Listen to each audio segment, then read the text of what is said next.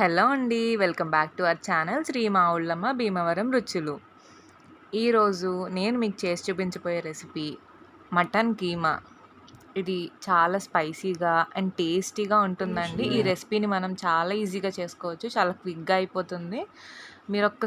ఈ మెథడ్‌లో మీరొక్కసారి ట్రై చేసి చూడండి. చాలా బావుంటుంది. మనం ఇప్పుడు ఆ ప్రాసెస్ ఏంటో చూసేద్దాం.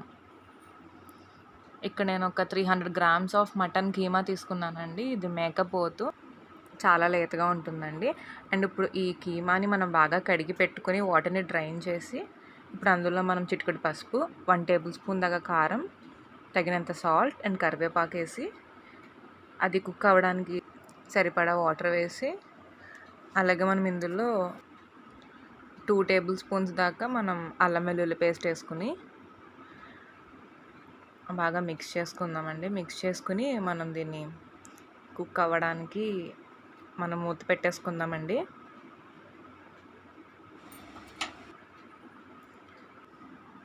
ఒక 10 to 15 మినిట్స్ తర్వాత ఒకసారి మనం మూత తీసుకొని చూద్దాం. ఇలా ఉంది మనకి. సో మళ్ళీ మూత పెట్టేసుకుని ఇంకొక 5 మినిట్స్ తర్వాత మనకి ఇలా పూర్తిగా కుక్ అయిపోయిందండి. సో మనం ఇలా బాగా కుక్ అయిపోయిన ఈ కీమాని పక్కన పెట్టేసుకుందాం.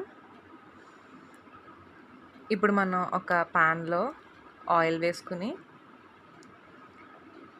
కరివేపాకు, వెల్లుల్లి వేసి బాగా ఫ్రై చేసుకుందాం. ఇప్పుడు మనం ఇందులో ఒక మీడియం సైజ్ ఆనియన్ని కట్ చేసి ఇందులో వేసుకుందామండి. అలా చిటికెడు పసుపు వేసుకుని వేయించుకుందాం. ఇవి బాగా ఫ్రై అయిన తర్వాత కట్ చేసి పెట్టుకున్న ఒక స్మాల్ సైజ్ టొమాటోని వేసుకుందాం.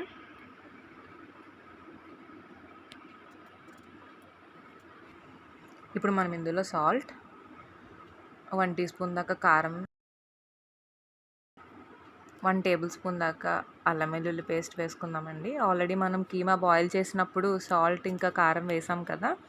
So according to your taste మీరు వేసుకోండి.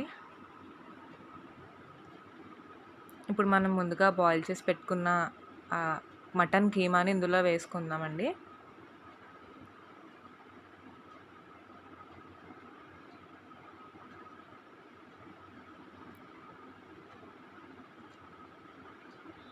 ఇప్పుడు ఫైనల్గా ఒక 1 టీ స్పూన్ దాకా గరం మసాలా వేసేసి బాగా మిక్స్ చేసుకుందామండి.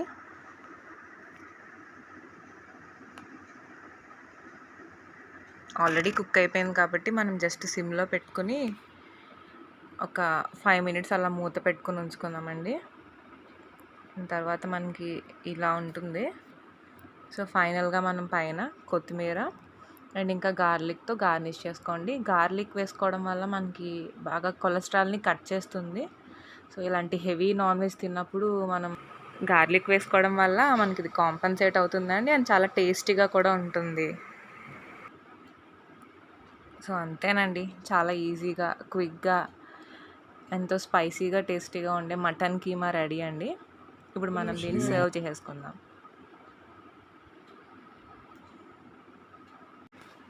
దీన్ని మీరు కూడా ఒక్కసారి ఇంట్లో ట్రై చేసి చూడండి, చాలా బాగుంటుంది. అండ్ మీకు ఈ రెసిపీ కనుక నచ్చినట్లయితే లైక్ చేయండి, షేర్ చేయండి అండ్ సబ్స్క్రైబ్ చేసుకోండి. Thanks for watching.